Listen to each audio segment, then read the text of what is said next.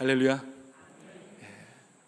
새벽 예배 대강절을 맞이해서 예수 그리스도를 기념하고 기억하고 또 내 삶에 다시 한번 주님을 깊이 묵상하는 가운데 결단하는 그런 마음으로 오셨으리라 믿습니다. 그 마음 유지하고 하나님을 찾으며 나아갈 때 하나님께서 이 시간 가운데 여러분에게 말씀하시고 은혜 주시리라 믿습니다. 오늘 저는 이 제목을 부르심이라고 했습니다. 근데 솔직히 말씀드리면 이 제목의 앞에 하나의 형용사를 더 넣었어요. 불편한 부르심이라고. 근데 이 불편한 부르심보다는 그냥 부르심을 우선은 중요하니까 그렇게 넣었지만 솔직히 제목은 불편한 부르심이라고 했습니다.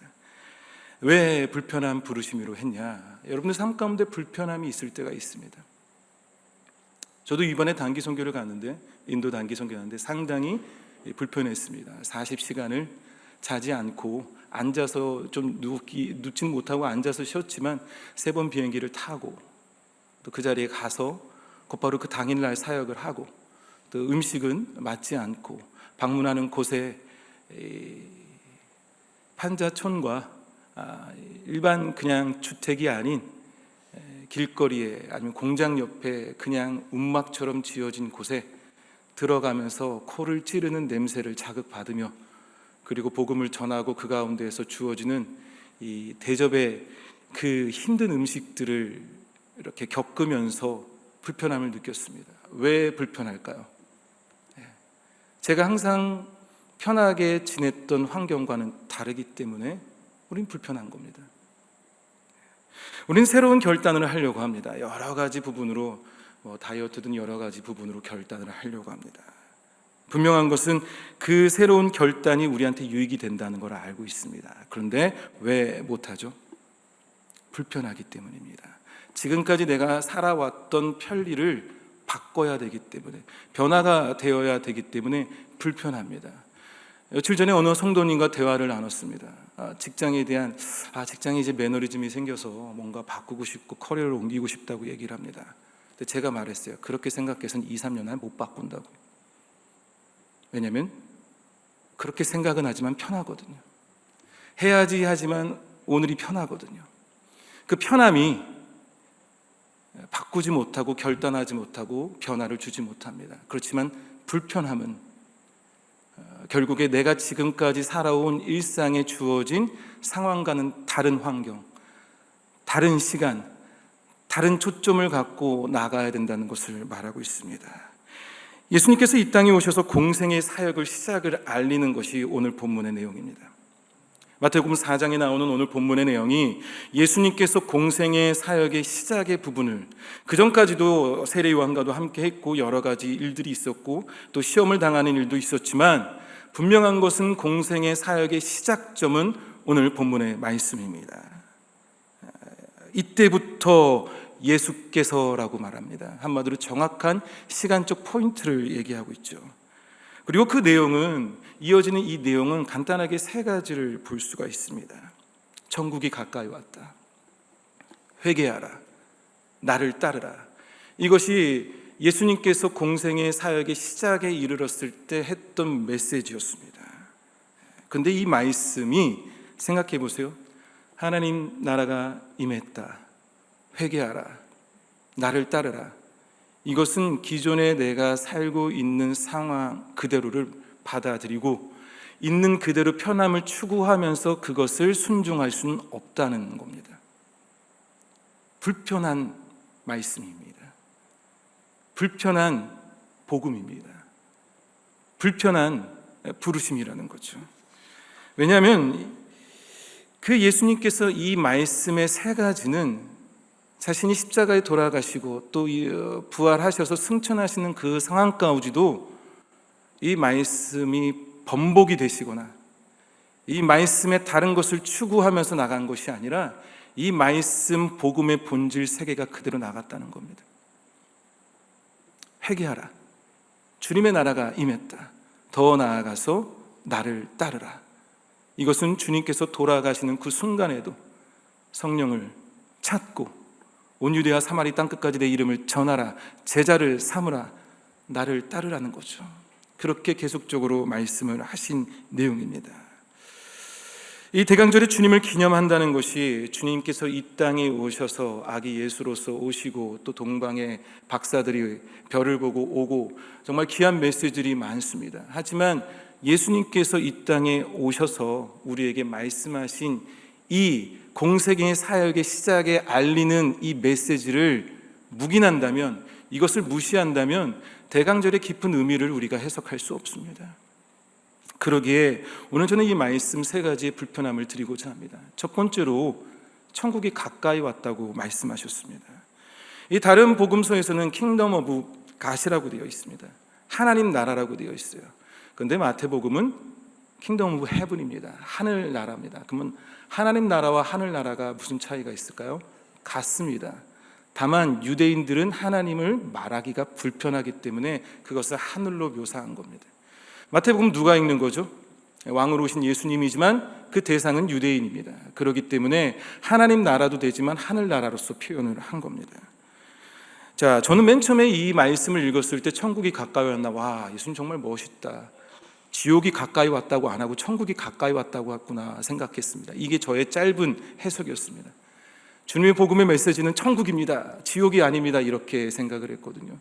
그런데 잘 보면 가까이 왔대요. 우리가 천국으로 가는 것이 아니라, 우리가 지옥으로 가고 있는 것이 아니라 그 나라가 임했다는 겁니다. 그 나라가 다가오고 있다는 겁니다.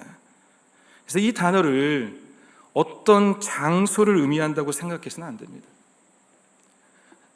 한국말로 천국이라고 하니까 어떠한 보이지 않는 곳에 있는 어떠한 장소로 생각할 수 있습니다. 우리가 죽고 나서 가는 장소를 의미한다고 생각해서는 안 됩니다. 결국 뭐냐면은 정권이 바뀌었다는 내용입니다. 정권이 바뀌었다는 겁니다. 기존의 여당이 이제 여당의 역할을 못하고 다른 당이 여당의 역할을 하고 있다는 겁니다. 뭐죠? 정치적으로 말한다면 정권이 바뀌면 여러 가지 시스템도 바뀌고 또 앞으로 국가를 위해서 해야 될 공약들도 바뀐다는 거죠. 그러니까 예수님께서 말씀하신 것은 뭐냐면 이 땅에 새로운 정권이 올 거라는 겁니다. 그것이 하나님 나라가 될 거라고 얘기를 하고 있습니다. 그래서 이 당시에 사람들을 들으면은 로마가 전복이 되고 우리가 핍박받는 것이 해결이 되고 왕이신 메시아가 올 것이라는 어떤 기대감으로 들었을 수도 있습니다. 하지만 예수님께서 말한 건 거기까지가 아닙니다. 온 세계가 바뀔 것이라는 것을 말씀하고 있습니다. 현 시대가 바뀐다는 거죠. 바리새인들이 하나님 나라가 어느 때 임합니까? 묻건을 예수님께서 이렇게 말합니다. 하나님의 나라는 볼 수 있게 임하는 것이 아니로 또 여기 있다 저기 있다 말하는 것이 아니라고 말합니다. 하나님의 나라는 너희 안에 있다고 누가복음에서 말하고 있습니다. 바로 내 안에 하나님의 나라가 정권이 바뀌었다는 것을 인지하고 그 정권에 따라서 움직이는 거죠. 기존에 나를 다스렸던 정권 그 안에서 주어진 삶이 아니라 새로운 정권이 내 안에 왔기 때문에, 그리고 내가 살고 있는 이 세상 가운데 하나님이 다스리는 정권이 되었기 때문에 거기에 맞춰서 움직여야 되는 불편함을 얘기하고 있습니다. 그래서 하나님 나라가 하나님의 주권을 포함하지만 그 주권 가운데 임했을 때 우리의 편리도 있을 수 있겠지만 우리의 불편함과 함께 희망 또한 있지만 위험 또한 갖고 있다는 것을 알아야 됩니다. 이 정권을 따르지 않으면 결국에 어떠한 결과가 이루어질 것을 알고 있다는 거죠. 그래서 이제는 더 이상 주어진 사회의 이 주류 가운데 그리고 사회의 흐름 가운데에서 세상 속에서 이루어지는 여러 가지 세속적인 부분들 가운데서 더 나아가서 세상에서 추구하는 주권, 세상에서 말하고 있는 그 모든 것들 가운데 하나님의 시민으로서 올바로 살겠다는, 너희들은 앞으로 그 시민으로서 올바로 살라고 말하는 것입니다. 소비 지상주의가 만약 있다면 그것을 내려놔야 되겠죠. 내 생 가운데 탐욕과 소유욕이 있다면 그것을 내려놔야 된다고 말하는 거겠죠. 어둠의 권세와 옛 권세에 빠진 것이 아니라 이제는 하나님의 권세 가운데서 나를 바꿔야 된다는 것을 얘기하고 있습니다. 우리가 걸어가고 지향하는 방향과 이 충성의 대상이 누구여야 될까요? 바로 다스리시는 왕 예수 그리스도여야 된다는 것을 말하고 있습니다. 아멘. 그러면 두 번째로 불편한 건 뭐냐면 회개하라입니다. 이런 하나님 나라에 우리의 삶을 맞추기 위해서 뭘 말하냐? 행실을 바로 잡아야 된다는 것을 얘기합니다. 그 적절한 의미가 바로 회개하라예요. 이 3장에서 세례 요한의 사역도 회개하라, 천국이 가까이 왔느니라 동일하게 말했습니다. 예수님이 말씀한 것도 동일합니다. 그리스도의 제자가 된다는 것은 우리의 자기 중심적인 어떤 자기의 통제에서 돌이키는 회개와 함께 시작합니다. 내가 다스렸고 내가 주권을 갖고 있었고 내가 주인 되었던 그 모든 것을 이제는 더 이상 내가 그렇게 하지 않겠다는 것이 회개입니다. 근데 이 회개라는 단어를 잘 이해하지 못할 때가 있습니다. 그냥 나의 못난 점을 바꾼다, 나의 부족한 점을 바꾼다, 내가 생각할 때 나쁜 어떠한 감정이라든지 내가 생각할 때 내 모습 가운데 정말 불필요한 부분들을 그것을 고치는 것을 회개라고 생각합니다. 그런데 그렇지 않습니다. 그것이 아니라 방향을 바꾸는 겁니다. 그냥 나의 부족한 부분을 메꾸고 채우는 것이 아니라 방향을 바꾸는 겁니다. 내가 항상 이 길로 갔으면 돌이켜서 다른 길로 가는 것이 진정한 회개의 의미입니다. 뭐죠? 내가 늘 갔던 길, 여러분들 아시죠? 저는 항상 로렌스로 들어가게 되면 집으로 향합니다. 심지어 아내가 저한테 전화 와서 한국마켓을 들리라고 하는데 멍 때리고 운전하다가 한국마켓을 넘어가서 집으로 갑니다. 그럴 때가 많을 겁니다. 어느 순간 어디 가야 되는데 교회로 가고 있는 저의 모습을 보게 됩니다. 항상 갔던 길이 편한 거죠. 근데 그 길을 가지 말라는 겁니다. 회개하라는 것은 돌이키는 겁니다. 내가 늘 편하게 추구했던, 내가 그 편함 속에서 계속 만족하면서 변화되기를 두려워하고 변화되는 것을 타협하면서 그 편리 가운데 있었던 길을 포기하라는 겁니다. 그리고 그 회개는 명령이기도 하지만 우리에게 권위를 부여합니다. 뭐죠? 내가 회개해야 되는 거예요. 내가 해야 되는 겁니다. 하나님이 저를 들어서 이렇게 하는 것이 아니라 회개하는 명령 가운데 저에게 권위를 주신 겁니다. 회개할 수 있는 그 회개를 통해서 주님이 기뻐하십니다. 아멘. 하지만 우리는 그냥 회개하라 하니까 하나님이 명령하는 걸로만 생각합니다. 하나님 우리를 기다리십니다. 마치 선악과를 놓은 것처럼 우리가 선택하길 원하십니다. 회개 또한 나의 결단과 의지 없이는 돌이킬 수 없다는 걸 말하죠. 그러기에 지금 여기서 말하는 것은 결국 권위를 우리에게 주는 겁니다. 내가 선택할 수 있는 권위와 함께 그 결단을 하나님께서 말합니다. 이제 우리는 예전에 섬기던 과거의 체제와 두려움, 죄책감, 부채 여러 가지 부분에서 벗어날 권위를 부여받았습니다. 왜요? 천국이 가까이 왔으니까. 회개하면 되는 거죠. 그래서 이 세상 가운데에서 빛으로 오신 예수님을 우리에게 자유롭게 하시기 위해서 말씀하신 명령입니다. 그 명령을 준행하는 것이 불편할 수 있지만 그 가운데 우리의 삶이 바뀌리라 믿습니다. 세 번째로 보는 것은 나를 따라오라입니다. 오늘 이 말씀을 보게 되면 예수님은 요단강가에서 이제 세례요한과 잠시 관계를 갖고도 했지만 결국에 오늘 본문 말씀 전까지는 단독으로 계셨습니다. 하지만 공생의 사역을 시작 부분을 보게 되면은 첫 번째 활동 기록이 뭐냐면 제자를 삼으셨습니다. 그리고 오늘 불렀던 이름 베드로, 안드레, 그리고 21절에 나오고 있는 야고보와 요한은 예수님이 죽을 때까지 함께 했습니다. 한마디로 공생의 사역의 시작과 끝날 때까지, 그리고 부활하고 승천하실 때까지 끝까지 주님과 함께 동행했던 제자를 언제 삼았다고요? 시작부터 그렇게 나를 따르라 하면서 제자를 삼았습니다. 그런데 그 따르라는 것을 보게 되면요, 삶의 방식이 바뀌어야 된다는 것을 말하고 있습니다. 네, 따르겠습니다. 집에 가서 이제는 따르겠다고 사인하겠습니다. 이런 뜻이 아닙니다. 자신의 업을 내려놓을 만큼의 큰 변화를 얘기하고 있습니다. 이 본문의 내용을 좀 더 디테일하게 나와 있는 것이 누가복음의 말씀입니다. 누가복음에 저리로 가서 그물을 던져라 말하죠. 그물을 걷었습니다. 자신의 힘으로는 자신이 있는 배 안에 있는 사람으로서는 감당하지 못하니 동료를 불러서 함께 그 무거운 그물을 걷어 올렸습니다. 그러면서 이 고기를 잡은 것이 심히 많았다고 말합니다.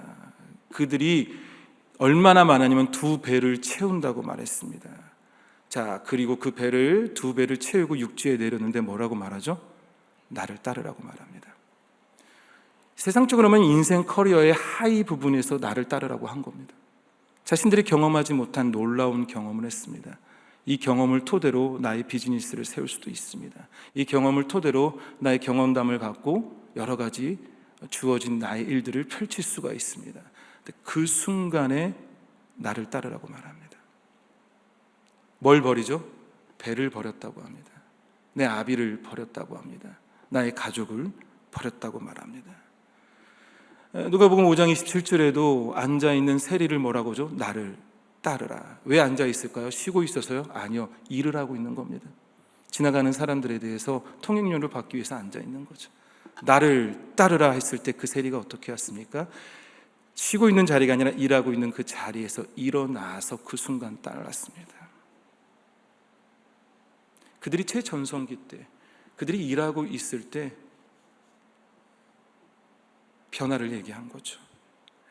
그리고 그들은 어떻게 죽을지 모르고 따랐습니다. 알고 따랐다면 따랐을까 생각이 듭니다. 한편으로는 그러지만 그들이 얼마나 영광스럽게 죽었는지, 아직도 그 제자들의 이름을 지금도 이렇게 우리가 올리면서 그 제자들을 따르고자 하는 마음을 갖고 있다는 그 영광스러움도 그들은 모르고 그냥 예수님만 봤습니다. 다시 말할게요. 그냥 예수님만 봤습니다. 어떻게 죽을지, 어떻게 영광스럽게 될지가 아니라 예수님만 보고 따랐습니다. 자신의 삶에 불편함을 초래하면서 그렇게 했습니다. 자, 결론을 내리겠습니다. 오늘 본문의 말씀을 보게 되면 예수님이 공생의 첫 시작 사역 가운데 천국이 가까이 왔다, 회개하라, 나를 따르라 말하고 있습니다. 우리가 다 알고 있는 내용입니다. 하지만 늘 제가 말하는 내용이 있습니다. 변화를 위해서는 무언가를 추구하는 것이 아니라, 무언가를 새롭게 애드하는 것이 아니라, 무언가를 새로 내가 도입하는 것이 아니라, 무언가를 새로 내가 추가하는 것이 아니라 내가 비워야만 된다는 겁니다. 저와 여러분의 삶은 24시간 안에 끝납니다. 하루가.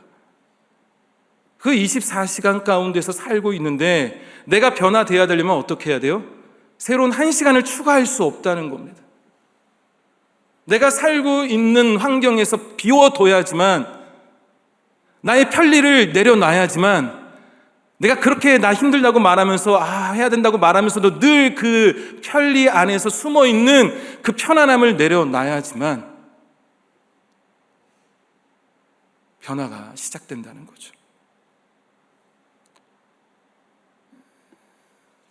예수님께서 이 땅에 오셔서 하신 공생의 첫 메시지는 하나님 나라가 임했다는 사실, 그리고 회개하라는 사실, 더 나아가서 이제는 나를 따르라고 하는 사실입니다.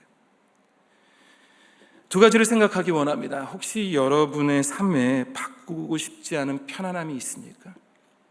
해야지 하면서도 이 해야지보다 편하기 때문에 해야지 하는 부분을 망설이고 계십니까? 때로는 바뀌어야 된다는 것을 말하면서도 내가 채워진 이 시간을 포기하지 못하기 때문에 바뀌지 못하는 것이 있습니까? 혹시 그것이 있다면 이 시간 주님 앞에 결단하고 내려놓으시기 바랍니다. 어떤 분이 저에게 얘기했습니다. 하루 전에 만났는데 얘기를 했습니다. 요즘 하나님과 관계가 어떠냐고 하니까 참 흐지부지하네요. 이렇게 말했습니다.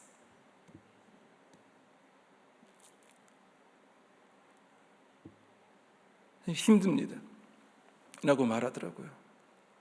근데 우리는 그것을 이렇게 변명할 수 있습니다. 예배의 은혜가 없습니다. 제 삶이 너무나 바쁩니다. 아이가 2살입니다. 제 몸이 아픕니다. 하지만 잘 생각해 보세요. 하나님 관계가 그것 때문에 나빠졌습니까? 아니요. 여러분들이 하나님과 친밀한 시간을 안 갖기 때문에 나빠진 겁니다. 하나님과의 친밀한 시간을 안 갖기 때문에 나빠진 겁니다. 그런데 우리는 하나님과 관계가 안 좋습니다 할 때 예배를 탓합니다. 주변을 탓합니다. 내 주어진 관계를 탓합니다. 그거 아세요? 더 힘든 상황일수록 하나님은 더 깊이 우리에게 다가옵니다. 우리가 안 찾을 뿐입니다. 찾으십시오. 더 나아가서 정말 여러분들의 삶에 하나님과의 관계를 가지려면 친밀한 시간을 채우세요. 그게 변화입니다. 아멘? 그게 변화의 시작입니다. 친밀함으로 채우세요. 이제는 내가 2024년에는 하나님과 더욱더 친밀한 관계를 갖겠습니다. 더 이상 나의 편리를 추구하는 그 시간에서 하나님과의 관계를 애드하는 것이 아니라, 그럼 잠 못 자잖아요. 잠 못 자면 어떻게 살아요? 내 주어지는 편리의 시간을 내어놓고 하나님을 채우는 시간을, 그것이 바로 변화입니다. 그것이 하나님 나라에 임하는 자세고, 내가 회개하는 자세고, 하나님이 나를 따르라고 할 때 그 말씀에 순종하는 자세임을 잊지 마시기 바랍니다. 두 번째로는요, 여러분 혹시 주님을 따르기 위해서 변화의 삶을 살고 계시는데 그 변화의 삶 가운데 외로우십니까? 아니면 그 변화의 삶 가운데에서 하나님을 따르고자 결단했는데 약간 미지근하거나 회복되지 못하는 부분이 있으시다면 이 시간 그것도 하나님 앞에 뭘 할까로 생각하지 마시고 하나님 앞에 그 순간도 고백하시는 시간 갖기 원합니다. 하나님이 말씀하실 겁니다. 어떻게 나를 따라야 하는지를, 어떻게 너의 삶의 결단의 부분으로서 새로운 길로 걸어가야 되는지를, 어떻게 내가 주인인 것을 너희가 느끼고 그 가운데 순종하는 것임을 분명히 주님께서는 말씀하실 겁니다. 이 시간 여러분들 찾지 마시고요, 여러 가지 인터넷 찾지 마시고요, 말씀을 들으시기 바랍니다. 기도하셔서 그 가운데 주님께서 여러분에게 감동을 주시는 그 메시지를 잡으시기 바랍니다. 그것이 정말 중요합니다. 여러분이 정말 신앙생활 때 그것이 너무나 중요합니다. 주어진 많은 것들에 대해서 듣지 마시고요, 설교도 짤 영상 보지 마시고요, 정말 부탁합니다. 그 순간에 주님을 찾으세요. 그 순간에 주님 앞에 온전히 변화되길 간절히 바라는 마음으로 주님의 음성을 들으십시오. 주님께서 말씀하실 겁니다. 아멘. 이 대강절을 이 시간 가운데 정말 기도하면서 주님과의 친밀함을 회복하고, 더 나아가서 하나님 나라가 임할 수 있는 이 정권 가운데서 우리가 움직이는 삶, 더 나아가서 그리스도의 제자에 합당한 주어진 삶을 살길 간절히 축원합니다. 기도하겠습니다. 이 시간 우리 같이 기도할 때 오늘 주어진 말씀을 생각하면서 여러분 삶 가운데 변화되기가 두려운 것들이 있으면 이 시간 주님 앞에 내어놓기 원합니다. 이 시간 여러분들이 편한 것이 있는데 이 편한 것이 하나님이 기뻐하지 않는 것이라는 느낌이 든다면 조용히 주님 앞에 이것을 내어놓기 원합니다. 더 나아가서 주님, 내가 더욱더 주님과 친밀하기 원합니다. 주님과 함께하는 것이 세상의 그 어떤 것보다 기쁘다는 걸 말로는 하고 있지만 그것을 정말 내가 누리기 원합니다. 주님이 내 어깨를 잡으시고 나에게 말씀하시고 나에게 위로하시고 나에게 길을 보여주시는 그 주님의 놀라운 두 팔을 경험할 수 있는 오직 따르는 제자가 되기 원합니다라는 고백으로 이 시간 마음을 다해서 주님 앞에 우리 조용히 묵상하면서 주님의 침묵하면서 주님의 음성을 듣기 원합니다라는 고백으로 같이 기도하겠습니다.